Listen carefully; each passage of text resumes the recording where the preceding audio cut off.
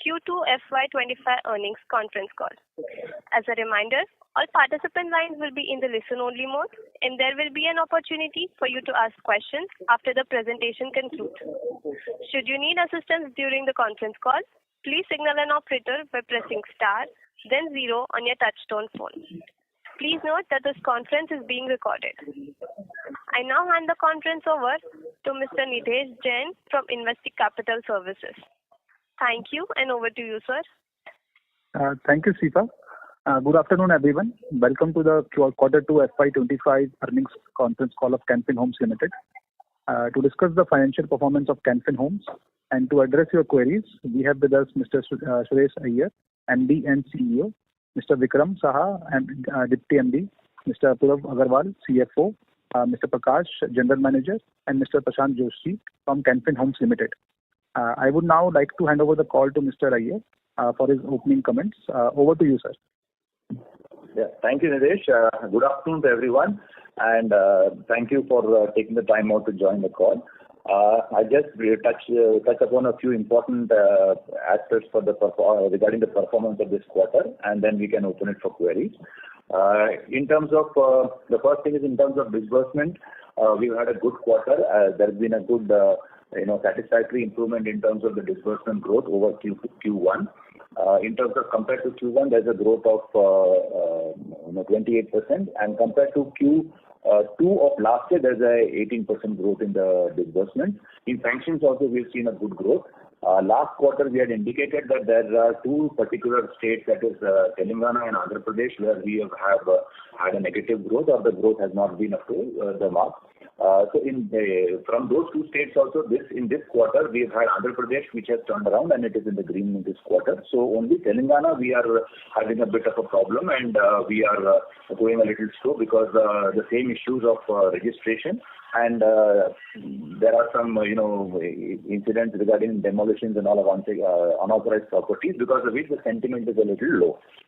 Other than that, in terms of the AUM growth, we have had an improvement compared to Q1, where we ended at 9% AUM growth. We have improved it to 10%. Going forward, we expect that by the end of the third quarter, this AUM growth should be in the vicinity of 11 to 12%, and then going forward by end of fourth quarter, it should be around 13-14%, or we'll try to at least cross that. In terms of the spreads and NIMs, we've had a very stable quarter. Our yield has remained stable at 10.12%, and in terms of our cost of borrowing, as indicated in the last quarter thing, we were expecting a 1 or 2 basis points improvement, which we have witnessed. So therefore, the spread has improved by 2 bits, and NIM also has improved. In terms of the credit cost, of course, we have had a reduction in our absolute value of NPA, because of which our stage 3 provisioning has come down. There's a marginal increase in our stage 2 provisioning. We are working on that. That is one area where we need to work or deliver in the Q3. And in terms of, however, we are sticking to the same guidance in terms of 10 to 12 bits in terms of our credit cost. OPEX has been a slight increase. Mainly, there is one aspect is, of course, a cyclical aspect, where in the second quarter we announced the promotions and increments and all. But over and above that, in this quarter, we've had a slight aspect in respect of actuarial valuation, wherein we've had, because of a discounting rate, we've had about 3 crores of higher cost coming in. And as we had indicated in the last quarter also, that we are stressing on the SARFAESI actions. So because of that, there's approximately a 1 crore expenses which has gone up because of our legal expenses for SARFAESI and all. And also there is a small increase because of our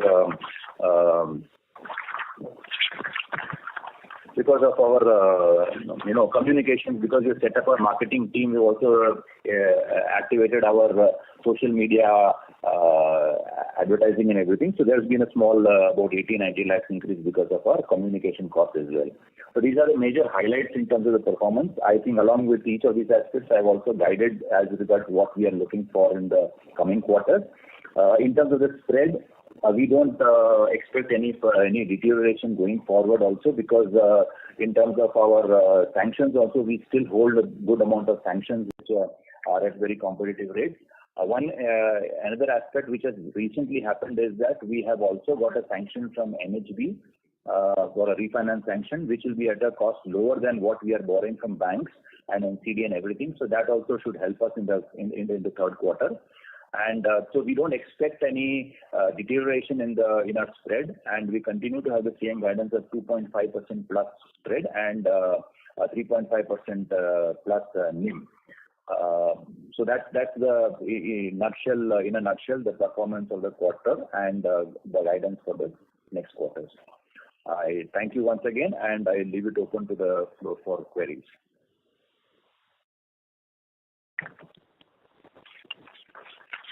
Thank you so much, sir.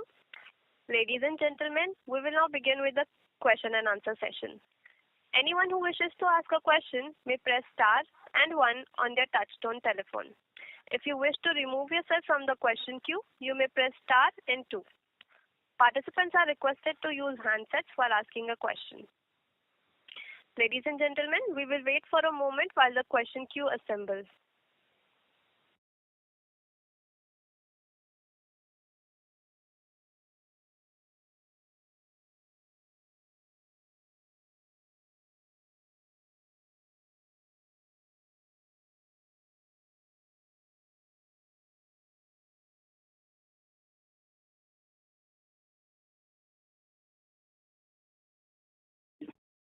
So we have the first question from the line of Mr. Rajiv Mehta. Please go ahead, sir. Yeah, hi. Congratulations on strong performance. Sir, my first question is on the increase seen in SMA 0 and 1, particularly in Q2. So Q1 was understandable, but Q2 we have seen even higher increase in SMA 0 and 1. It also indicates a collection drop at the first place. So just wanted to understand why it happened, and is it also in some way linked to, were these accounts more on the side of self-employed home loan or LAP? And if you can comment about the reversibility of this increase in the coming quarters. Yeah, thank you, Rajiv.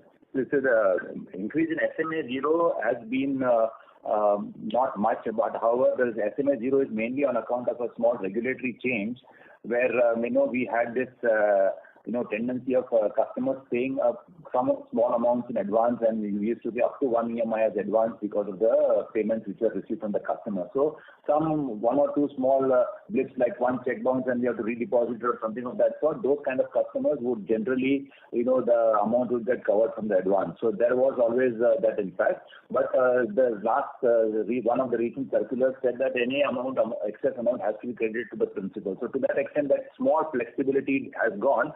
But that is more of a cyclical thing, because what we are seeing is that when the next match hits, that whatever 50, 100, 200 rupees small amounts get adjusted and they are cleared. So SMA 0 is not a problem. SMA 1, yes, there has been a slight increase as I indicated. In fact, what we have observed is that our SCNP, we have had a slight improvement. The improvement that has come in our NPA also is also mainly in respect of the SCNP category where we have seen. So there is no that kind of concern that we see in terms of a segmental issue which can affect our collections. But yes, about 102 crores approximately are increase in our SMA 1 plus SMA 2, which is what we need to work on in this quarter. So this third quarter we will definitely be focusing on bringing this down. But we don't see a problem in this sense, as I indicated, because it's more of a a little like extra effort. We'll have to put it. That's fine. Got it, sir. And also, what explained that we were able to hold on the portfolio yield? So, firstly, you can give out incremental lending rates in salaried home loan, self-employed home loan, and LAP on a blended basis. So, what is the incremental lending rate here? And is there any other factor, besides the product mix, which is supporting yield as well on the portfolio basis? See, in terms of our product-wise pricing, there's been no change in Q2 over Q1. So the main reason for this yield holding up is only because, there's been a slight improvement in our, as we had already indicated, that there's a scope for us to improve a little bit of our SCNP, and also there is a little bit of a scope to improve on our LAP. although LAP has not been increased much, it's a very, very marginal thing. But our SENP, which used to be around 28%, now we are having about somewhere in the range of 35 to 38% is the incremental SENP category lending that is happening. So to that extent, our half a percentage extra that we used to charge for the SENP over salaried segment, that is helping us in holding up our yield. Okay. And just lastly, if you can just tell us the mix of bank loans in terms of the benchmarking, MCLR, repo, and the other shorter end benchmarks, the composition of bank loans, please. Yeah. See, last quarter we had a 40-40, breakup of bank term loans linked to repo and MCLR. We've had some, MCLR linked loans we have either, repriced or we have repaid, and that is why now and move to repo linked loans. So we have about 45% of our bank term loans which are linked to repo, 35% linked to MCLR, and the balance we have T-bills and all those things. So basically only 30 that MCLR linked loans are now reduced from 40 to 35%. And would we be allowed to use the NHB sanction in repaying the MCLR linked bank loans? I mean, is that allowed, or it has to be only used for refinancing of the asset? So, I mean, can we have that arbitrage in our favor when the money comes? No, it is for incremental creation of portfolio. That has to be there for incremental portfolio that will be assigning and creating. Okay, not on the existing MCLR loans. Okay. No. Okay, thank you so much, and best of luck, sir. We will be able to use some other, that flexibility is there to use, because we have another 2,000 crore sanctions, so that increases our sanctions on hand. So that definitely, will help us to, free up some more thing which we can use to repay the MCLR linked high cost loans. Understood. Thank you. Thank you. Thank you so much, sir. We have the next question from Mr. Shripal Joshi from Equirus. Please go ahead, sir. Congress for the recent quarter. Sorry to interrupt, sir. Your voice is not clear. Yeah, sure. Am I audible now? Much better, sir. Yeah. So my question was on pricing and margins. So it's given the portfolio mix, marginally shifting towards better yielding, and also, there might be some possibility of portfolio repricing. So do you believe that we can actually do a better margin this year than last year? Yeah, thank you, Shripal, first of all. See, in terms of the pricing, going forward, yes, we will have a little better yielding portfolio which will get created. So that is there, but we'll have to see how we are able to reprice. In fact, it is more likely that we will be able to benefit from the repricing of the liability side rather than from the asset side. That is more likely possible. As I just mentioned to the earlier question also, that our MCLR linked loans and some of our high cost loans, now that we have a higher sanctions on hand, we will be able to, maybe reprice or repay some of our high cost borrowings and MCLR linked loans. And going forward, when the rates start coming down, yes, that will benefit us. So on the yield side, not as much as from the liability side. Got it, sir. And the second, just on the this SMA 1 and 2 pool. So as you highlighted that it is not much of a concern, but so because typically what we see is that from 1Q in 2Q the seasonality sort of moderates and collections start to improve. But despite that, this quarter has also not seen that. So what are the aspects that you are seeing which is giving you comfort that in 3Q we'll be able to recover this accounts? As I said, this slight change in this guideline where we are not able to keep an advance or everything, that is in fact giving us a slight flexibility that we had has gone. So therefore the flow back is also, if it happens, we are not able to come back, and some customers always have that seasonality or some delays they keep making, and collection has to be a little more expensive for some of the segments and small pockets. So those are the ones where we are having it, but we will be deploying more people and we will be, taking some more things. In fact, we have already started taking certain actions for those kind of things. So I think it should not be. My comfort comes from the fact that from 2 points actually as to why we believe that our NPA and gross NPA, our collections will improve. One is that in terms of our restructured portfolio, our collections have come down considerably and our NPA has also reduced, which was in Q1 at 18% of the outstanding restructured book, has come down to 17 point something percent in the restructured book. So that is one thing. The second thing is, in terms of, as I mentioned earlier also, our collections or the reduction which has come in our portfolio, that is coming more from the SENP segment, which is generally considered to be a little more sticky. So these are the two aspects why we believe that, it should not, have an impact. And to some extent, yes, the collection efforts that we are putting will also bring in some support. So that's basically the reasons why I believe we are confident that this will not have a problem. Got it, sir. Got it. Thank you so much, sir, for the detailed answer, and good luck for the next quarter, sir. Yeah, thank you. Thank you so much, sir. We have next question from Mr. Abhijit Tibrewal from Motilal Oswal. Please go ahead, sir. Yeah, thank you and good afternoon, everyone. Sir, just 2-3 things. First things first, just trying to understand, while this has been a good quarter, I'm just trying to understand how should we look at the industry in general. Why I ask this is, today if you look at the small ticket size or what we call as the affordable housing segment, there we are seeing growth sustain. But if on the other side we look at, some of the large HFCs who are into slightly higher ticket sizes, there is indeed tightness in terms of growth.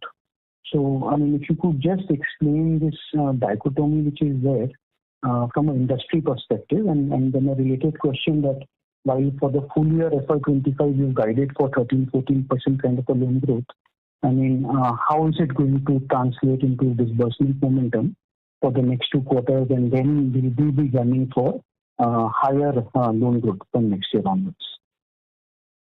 Yeah, sure. First of all, yes, to your first question regarding the segment that affordable housing companies are doing better and the higher ticket loan companies are having an issue.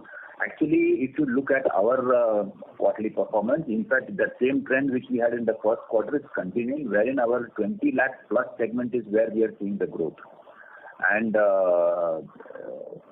even if you look at the simple fact that the cost of construction also today, even in the smaller tier 2 towns, the property values are not anywhere below 25 lakhs. So affordable segment, it's a different segment that, you have a segment of unbanked or maybe all those kind of appraised income where formal income segment is not there and all. But in our case, in fact, it is a 20 lakh plus segment where we are seeing the growth. So I don't see any issue in that. And as I also mentioned in the first part itself in the opening remarks, that our growth is, in fact, we have witnessed across geographies except for the state of Telangana.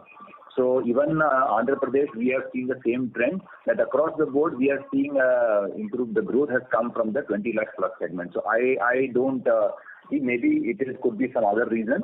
And we don't see that kind of a thing. Even in terms of sanctions, if you see, our growth has been very strong in the Q2 compared to Q1. That's the reason we believe that there is a good amount of scope and we don't expect the thing to come down. That is the first part. And in terms of your guidance that we are talking about 13 to 14%. See, normally first half it's 45%, and second half we witness normally 55% of the disbursements happening. That's the general trend. The second half is always better. Now, if you go by that, we have already done about 4,500 crores close to that we have done in the first half. Going by that argument, and the 5,500 crores is anyway is what it should happen even if you go by the past cyclical trend. That plus whatever extra push that we are making is what we believe will bring us to something more than 10,000 crores by the end of the year, which is what should get us the 13-14% kind of a growth.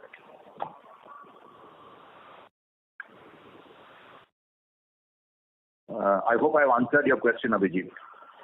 Yes, sir, you answered. So, and we are expecting a similar growth trajectory the next over the medium term, beyond FY25 as well.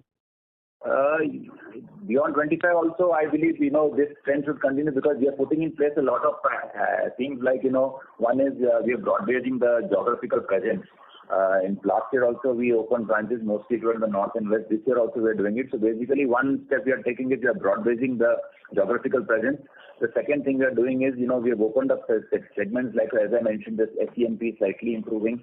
We are also open to a little bit more of LAP, although which is right now only about 5%, and this quarter has not seen much.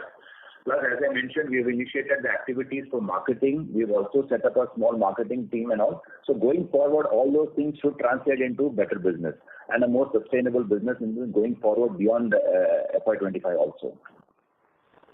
Got it, sir. And sir, the second question I had was, again on asset quality, a lot of discussion has already happened on SMA1 and SMA2. But my question was more generic, given that in the last maybe 1 or 2 quarters, right, there are banks, there are NBFCs, right, who started talking about a more of a broad-based kind of a stress that we are seeing in both in retail and SME. However, having said that, right, we are not seeing, we are not talking about that stress in the housing segment or the mortgage segment today. So just trying to understand, are there any indicators which would suggest that some of the stress which is there in unsecured today can spill over to the secured segments as well, like mortgages?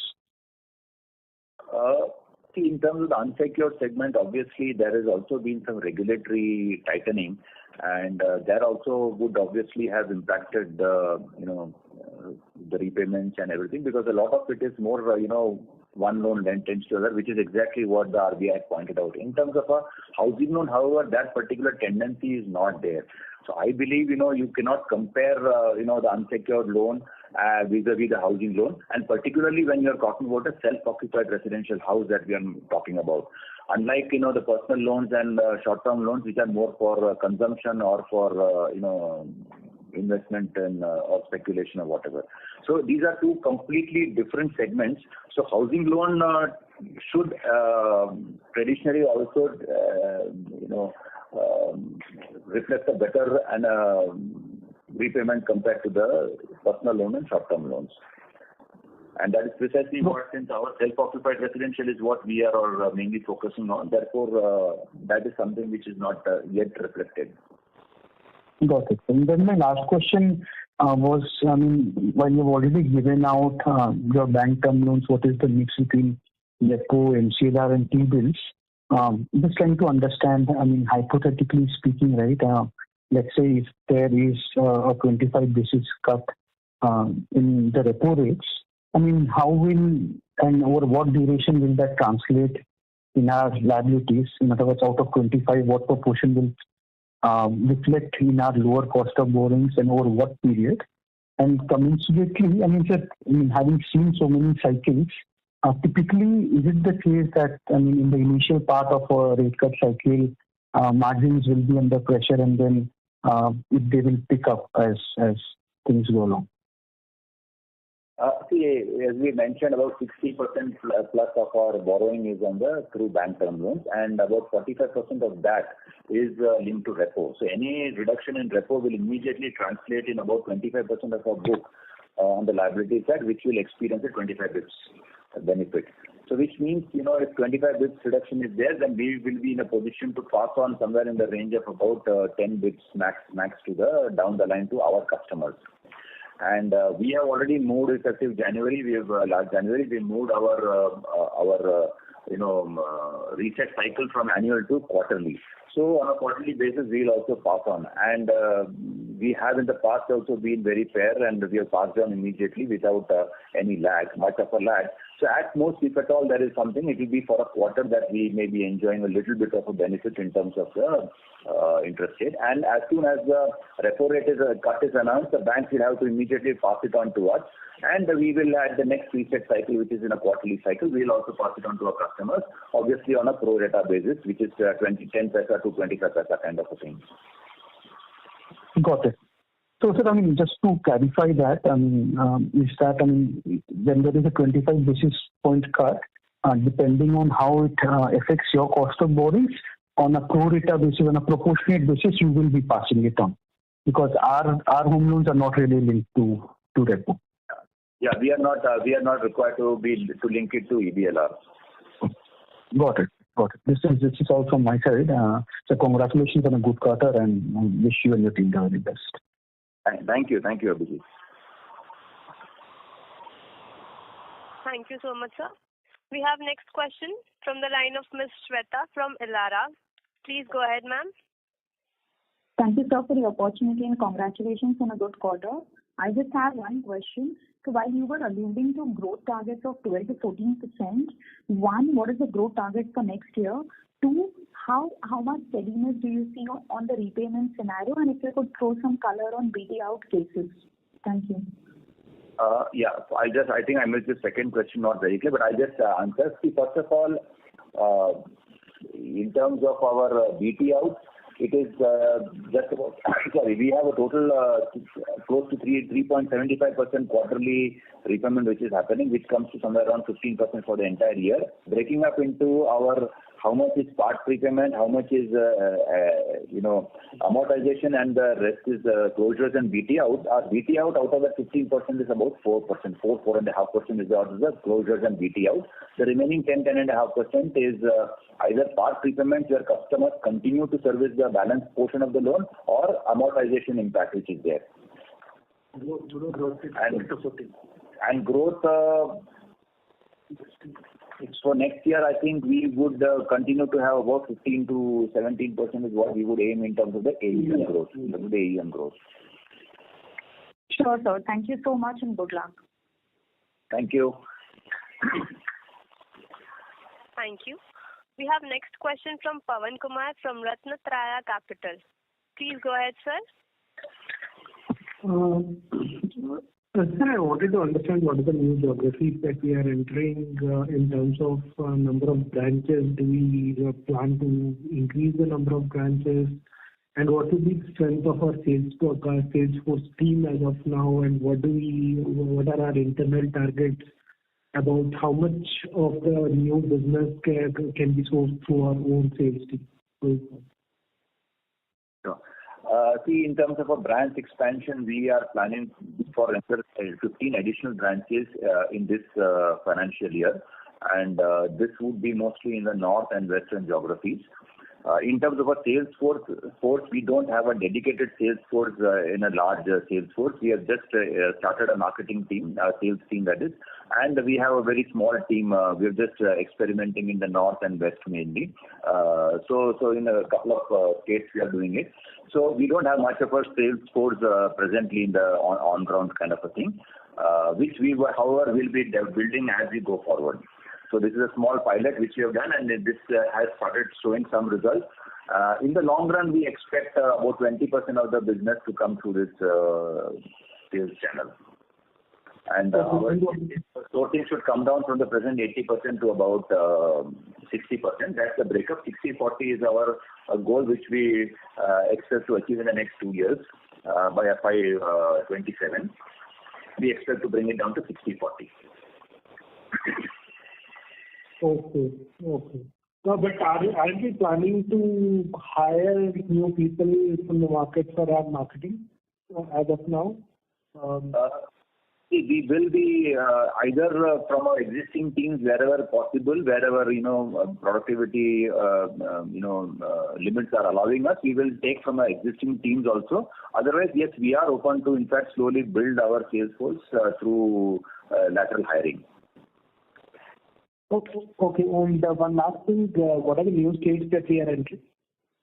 Sorry? I missed. The new states you were talking about in North India that you were entering. So I was just curious on what are the... We are not looking at new states. We are already present in almost all the states in the west and the north. We will be expanding or going deeper in these geographies basically. Like last year, we are already there. Like last year, we opened branches in Bikaner, Pali. Then we have in Ratlam, Ujjain. We had in Saharanpur and Meerut and so on. So basically, we'll be in the existing geographies. We are looking at deepening our presence and opening offices in tier 2 towns. Okay, sir. Okay, so thanks. I'll get back in the queue. Thank you, Pawan. Thank you so much. We have next question from Anusha Raheja from Dalal and Broacha. Please go ahead. Is it audible? Yes. Yeah, sir. So, what is the incremental average ticket size of the loan? Average ticket size, we've not seen much of an increase in our ticket size. It's still hovering around 25 lakhs. Okay. On a blended basis, what will be the average ticket size? That's what I said. On a blended rate, it is about 25 lakhs. But we are seeing more of a rise in the 20 to 30 and 30 to 30 plus segment. And yes, so it's a little in the decimal increase would be there, but otherwise it is in the 20 to 30 and 30 plus segment only we are seeing a growth. And average ticket size is around 25, which should inch up to around 27 in a year's time or something. Okay. And so on the margins, if I have to sum it up, you said that there could be positive traction on the margin side that will come more from liability repricing. But if but in a declining interest rate scenario, we are in a competitive world. So even banks are also there in a similar set of loans. So if banks bring down their rates on the home loans, is it not possible that you will also have to bring it down, and so that might result in the stable margin profile? See, there are two things to this. First is that, our reliance on deposits is a very, very small percentage. We have less than 1% or thereabouts in terms of our deposit reliance. So therefore, our main cost of borrowing is impacted mainly because of the bank borrowings, NHB refinance and NCDs. Okay. Whereas in terms of the banks and some of the larger players, their reliance on deposits as a source of funding is much, much higher. As a result of which, today, looking at the rates at which the deposits are being raised, definitely the incremental cost of borrowing is unlikely to kind of come down. So the flexibility to reduce the rates, I feel it will be a little less for some of the bigger players as compared to us. And in our case, anyway, we, if the competition is not reducing the rates, obviously we would not reduce the incremental lending rate, except for the whatever rate benefit we have to pass on to our existing customers. Okay. So any qualitative aspect, how much could we see a margin, traction or the expansion? Some broad, view there. Our endeavor would be to, repay some of our high cost bank borrowings or things like that. But of course, I wouldn't, I don't have a number right now readily available as to how much will be, because it is obviously also a matter of how much we can discuss with the bank, because it's a long-term relationship we have.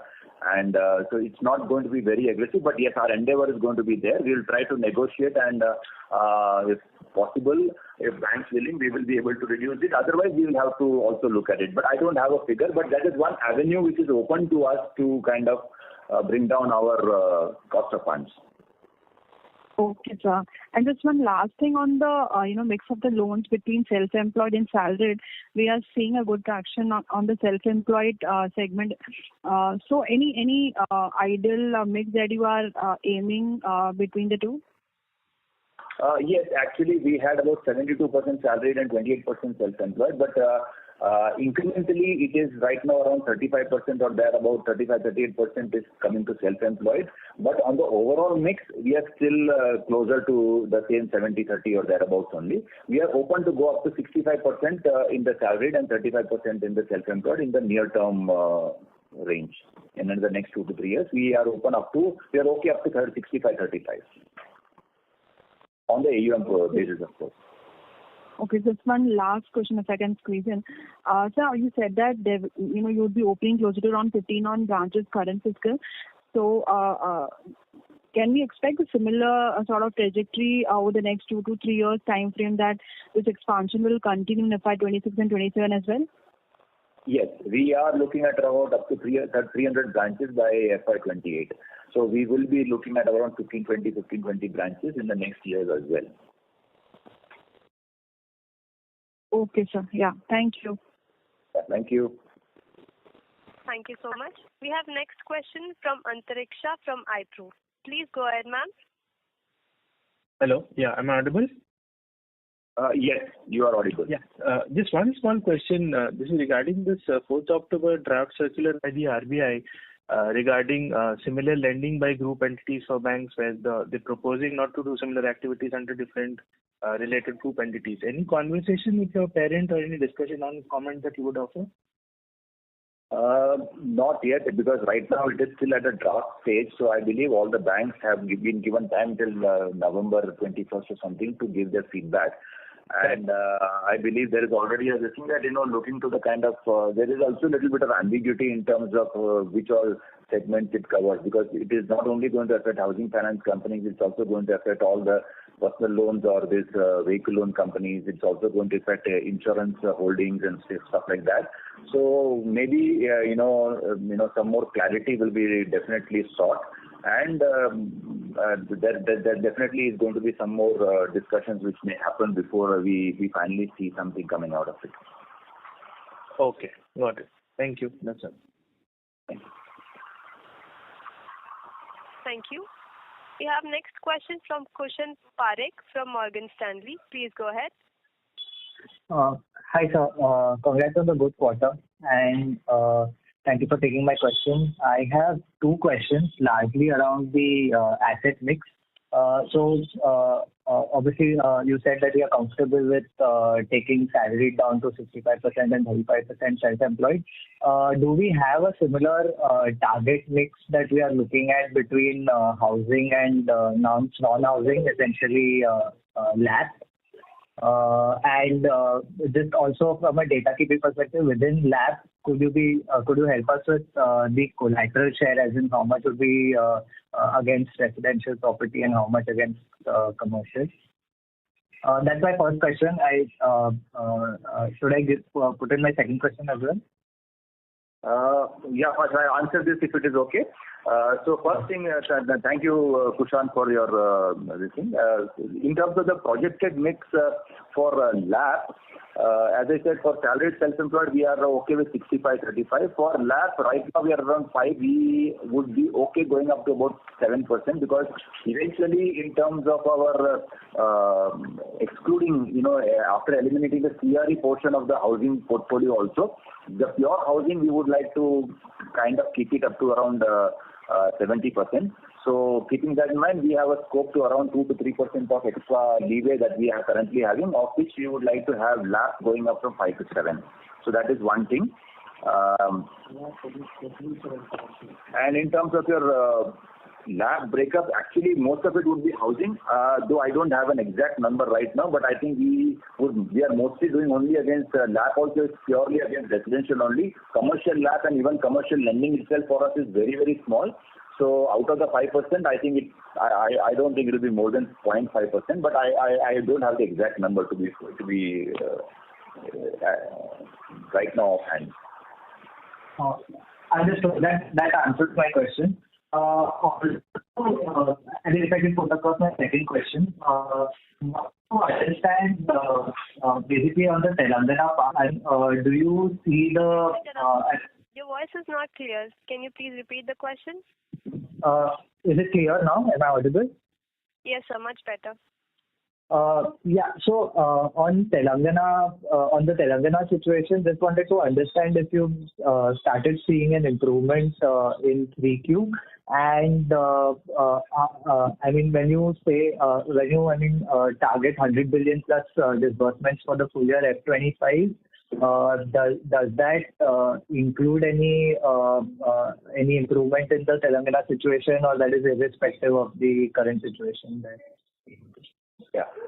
See, in Telangana, we have at least Q2 has been quite stable, although we have not had a positive growth. So there is no this thing. But, last quarter we had this issue. So after that, I myself have visited also. So basically, there is a little bit of discomfort among the builder segment and all, because there have been some demolitions and stuff like that. Obviously, it doesn't affect everybody, but still there is a slight, cautious approach taken by the developers. So the present, what we are looking at in terms of this disbursement target that we have given, we are looking at a steady state Telangana performance, what is there in Q2, Q1. So obviously, if it improves, that will help us. But I don't know how long this will take, because normally, these kind of things are generally clarified well in advance or quite quickly by the government. But this has gone on for, this is the second quarter we are experiencing this kind of a thing. So, I mean, if it improves, it will definitely help us.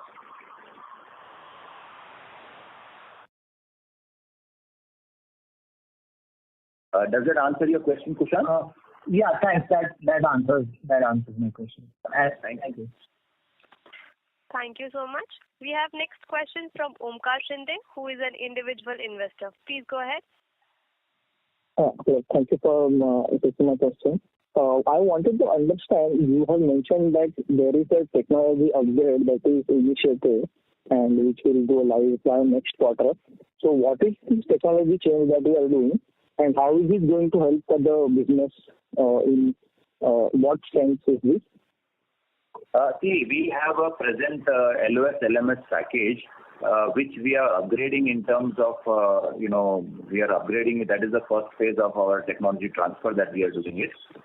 So that is something which we have already implemented in the sense that it is already tested. The UAT has been completed. Our parallel run across branches has also been completed. So that is going to be implemented now.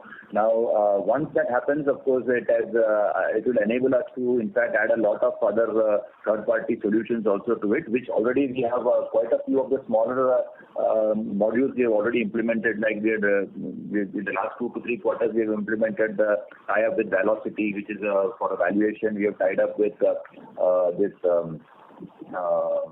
solution for a little bit of a CRM and marketing. So a lot of things we are already doing. We are so these are the things which will be possible.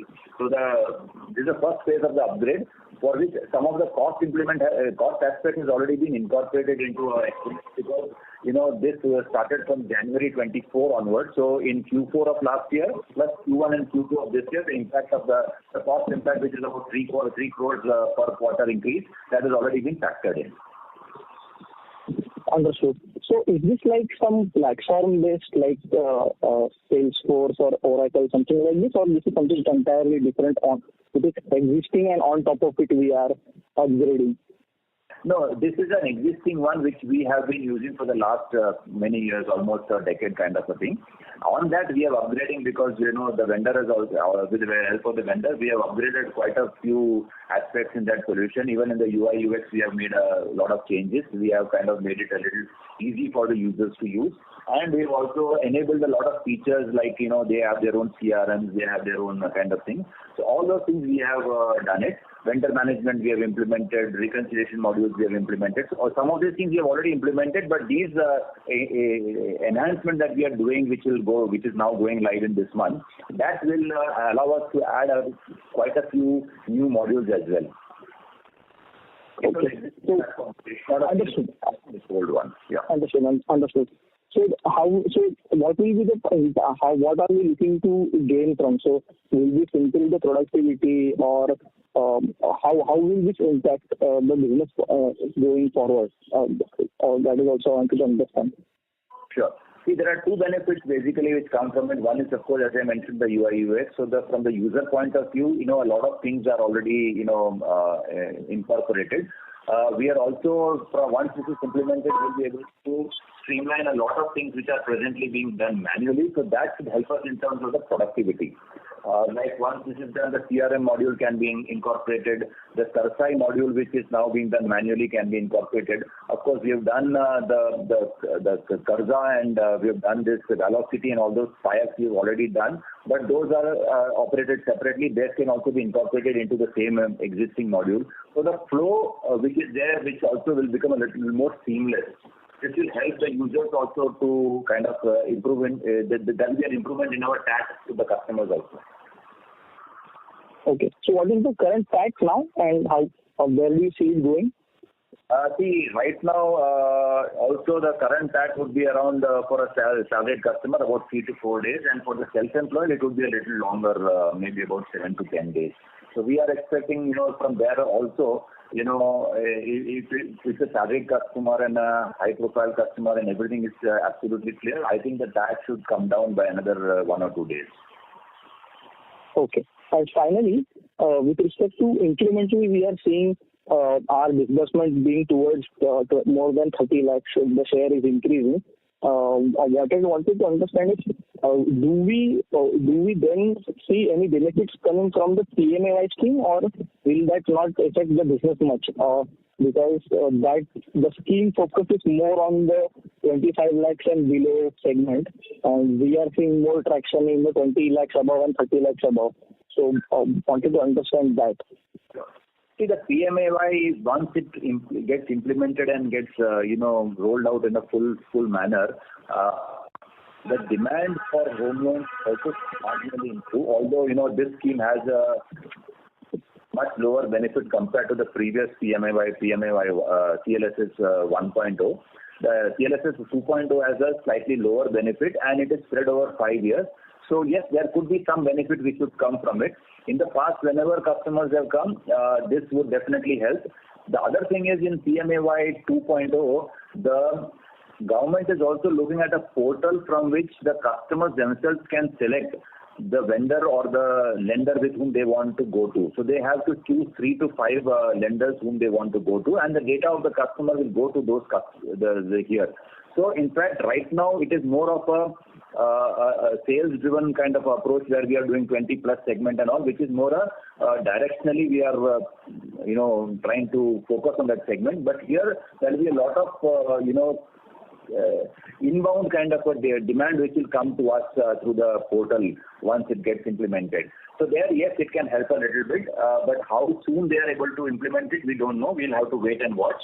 The scheme itself is operational from 1st of September only. Thank you. Just 2 data keeping points. What is the login to sanction ratio and the sanction to disbursement ratio? No, login to sanction ratio. Once the sanction is there, it is obviously linked to the stage of construction and to the kind of product. So that is something which we cannot change. If the customer takes 2 months to go to the next stage of construction, then obviously the next disbursement will happen after 2 months only. We are talking about the login to sanction data. Yes. Login to sanction. What is the ratio? If application was of say X amount, how much of it is sanctioned? And I wanted to understand that. You are talking about the funnel. The funnel, yes. Funnel. If you see our data also, that we have about 90% of the cases are getting sanctioned. If you see the sanctions right now in our presentation, our sanctions have been almost 2,600 crores and disbursements have been 2,380 crores. So that's almost like a 90-95% is the flow through. Thank you. Yeah. Thank you so much. We have next question from Jigar Jani from B&K Securities. Please go ahead. Yeah. Hi. Thanks for taking my question and congratulations on a good set of numbers. Thank you, Jigar. A couple of questions. On the OPEX front, because you said that most of the tech investment over the last 3 quarters, you have done 3 crores every quarter. Do we see any material change in the cost to income ratios going ahead? Do we expect an improvement? And I believe there was another big project wherein we were trying to kind of revamp the entire IT system also. Any update on that? Because I believe 6 months back we were talking about that as well. And whether that could be taken up in FY26 and correspondingly what would be our cost to income assumptions for FY26. Similarly, for credit cost, this year we have seen significantly lower credit cost of 10 to 12 bips. Do we maintain the same guidance for FY26 as well on the credit cost front? These are my 2 questions. Sure. See, in terms of IT costs, the changes that we made in the last 2 to 3 quarters, they have already been there. As I said, the major component is the upgradation of the present package, the LOS LMS package, which is approximately about 3 crores per quarter. And that has already come into the picture from January onwards. Yes, there are a lot of small packages which we are also incorporating, which we are also doing it. A lot of it is it already comes in with it's part of the upgrade that we are already doing. So it will not have very much impact in terms of the cost going forward, at least not the phase 1 that we have seen, which already been factored in. Okay. Second thing you mentioned is your question was regarding the major IT transformation project which we had done. So we had an RFP which was floated, and we have already received 6 bids for it, and we are right now under the evaluation stage. We expect to close that by end of December, and award the contract to one of the SIs. Once that is done, the project is estimated to take about 9 to 12 months. So it is not, I would say probably somewhere in the Q3 of next financial year is when we will see it implemented. Obviously, I don't know the cost because till we open the bids, we don't know what is the cost expected. But at least what we believe is that a major component would be the capex. The OPEX would be somewhere about 30 odd crores, 30 to 40 crores would be the actual cost which would be there. Presently, we are already spending about 15 crores as OPEX in terms of the IT. So if it goes to about 40 also, about 20 to 25 crores is what we expect the incremental OPEX on an annual basis to go up. Once the new scheme is implemented, the new IT project is implemented somewhere by the end of December 25. So that is the point. As regards the credit cost, yes, traditionally looking to the kind of portfolio, the kind of NPA ratios and all that we've had, where our gross NPAs have always been below 1%, and we are right now also in the same phase. So going forward also, I think that it should eventually work out to around 10 to 12 bits in terms of credit cost only.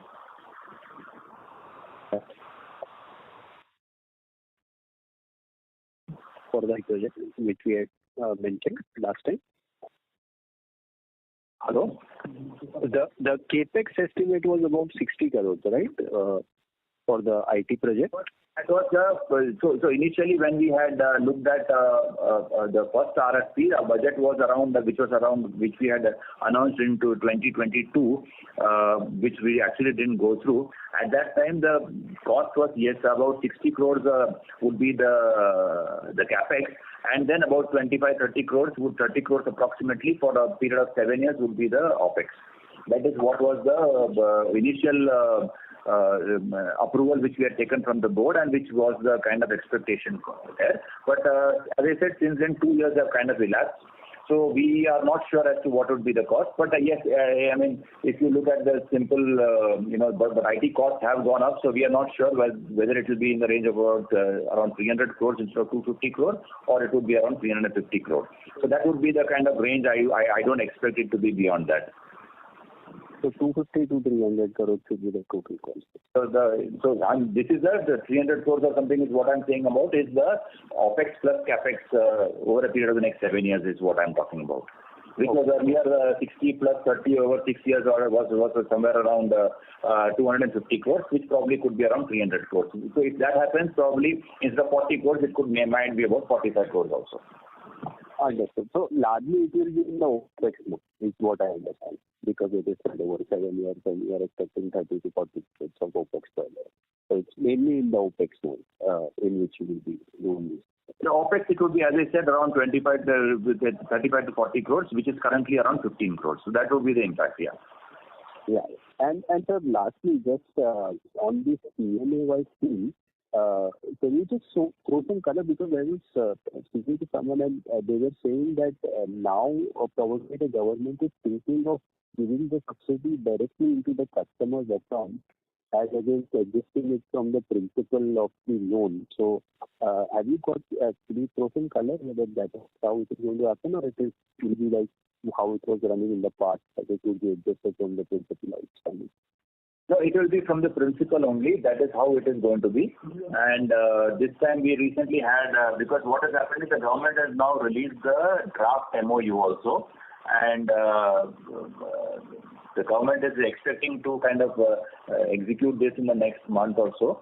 So if that happens, I mean, that is what it is. But what indication during that meeting which we had was that, the government will continue to make the payment to the PLIs, and the PLIs will have to give an immediate transfer to the customer's loan account, and the entire amount will go towards principal, which in fact was the case in the previous version of CLSS also. where the entire amount had to go towards principal and cannot be adjusted towards outstandings or any overdues or anything of that sort. Right. And this will be split into 5 parts. So the principal rundown will be a little bit slower than what it was earlier. In the earlier Not only will the rundown be less, but this time the government has done two very, very positive things for the industry. One is that if the customer transfers the loan during the period of the PMAY scheme or when the payment, the balance payments will not be made. So if the customer has to avail the entire benefit of the PMAY, then the customer will have to continue the loan for a period of 5 years with the same institution. So suppose somebody has taken a PMAY benefit from me, and after the end of 2 years they move the loan to some other lender, then in that case they will not get the remaining 3 years benefits. The other lender also cannot claim the benefit for that particular loan. So that is the one benefit that has happened. And second thing is that the government has also stipulated that the loan has to be a perfectly regular service account. If the customer starts defaulting, then the balance benefit under the PMAY will not accrue to the customer. Therefore, this should also bring in a little bit of discipline in the customers as well. Right. And this default is 90 plus? Right now? I guess they have said default, so we will have to see whether it is even SMA accounts or it is only NPA. Okay, understood. This is very helpful, sir. Thank you so much for pushing on. Thank you. Thank you so much. We have next question from Pawan Kumar from Ratnatraya Capital. Please go ahead, sir. Just in the sense IT cost, we are saying operational cost would be around 40 crores per year, out of which currently we are already incurring 15 crores. So the incremental cost that we will incur is 25 crores per year. Is that right? That is correct. Once it is implemented, the OPEX will go up by around 25 crores in a year. So presently our total total cost is around 200 crores for the entire year. So if you look at our 20-25 crores, then to that extent you can imagine that slightly it will go up. So that 1 or 2 years when they immediately start kicking in, at that time the cost to income ratio will slightly have a higher value. It will definitely go up.